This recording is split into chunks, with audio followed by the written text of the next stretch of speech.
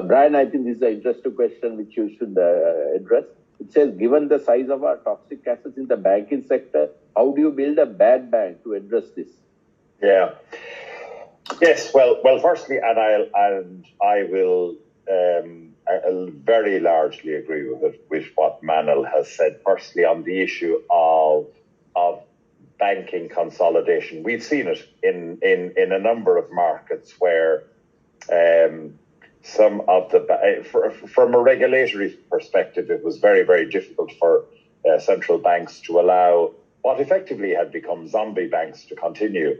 And in some instances, they were encouraged to, for the protection of depositors and others, to maybe co-join with other banks, and indeed some encouragement given to those other banks, the ones with healthier balance sheets, to partner up or to take over. It can be difficult, of course, but it usually is done to try and ensure overall systemic strength is maintained in the banking sector. So Grant will no doubt have seen that in the past, and we've seen it here in Ireland, where effectively 6 banks became 3 through the consolidation because of the necessity. In terms of doing if it becomes necessary to here in Ireland, where effectively 6 banks.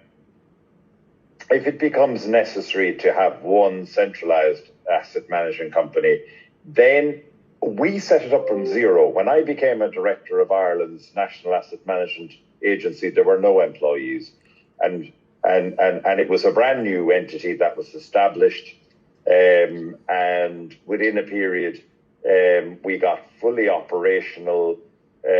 We acquired and took over the responsibility for the 74 billion euro of loans, and then managed them out over a period of 8 years. It was a gargantuan task, I can tell you. However, it did allow the ability to have specialist expertise that was newly recruited without any past connections to the borrowers, and it allowed an element of independence around decision-making around what is the right thing to do in respect of those loans. And so the kind of things that we did was, we looked at, for businesses, we looked at having a proper review of the business. Is the business viable? And if it is, well, then what we tried to ensure was that we didn't damage the business or the economy generally if the borrowers were cooperative. And we had all of these credit grading around both behavioural and financial aspects of what the borrowers were doing. And so you develop those methodologies. I do think it goes back to the point I raised. It depends upon the severity of the challenge in any given bank or in the economy as a whole. If there's a severe amount of distress if it were to manifest, then I suspect it might very well be that it could be done as a collective to have a specialist asset management agency, because thereupon you can transfer out of the banks the problem loans, put it into a specialised, almost like a warehouse, because that's what NAMA was actually described as. It was a loan warehouse, that it could take a slightly longer view because it wasn't subject to, for instance, the level of IFRS 9 and others that was continuously weighing down upon a standalone commercial bank. It could look at things differently.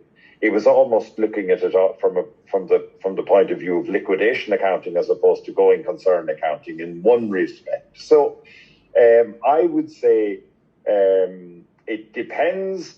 That's hard to judge at this point in time as to whether or not that's going to be necessary. I do listen to the banking community that are here on the webinar today, and I suspect their view is that is yet to be determined, depending upon the level of severity of haircuts and other things. What I would say to the banking community is honesty and transparency is very important, because and in actual fact, sharing the level of challenge that you are facing with the creditors and the new to-be creditors is important, because it won't serve the banking community well if they're talking up or slightly trying to talk up the situation when government and external parties may be making the decisions that they'll say, well, if the chief executives and the chairmen of the bank are saying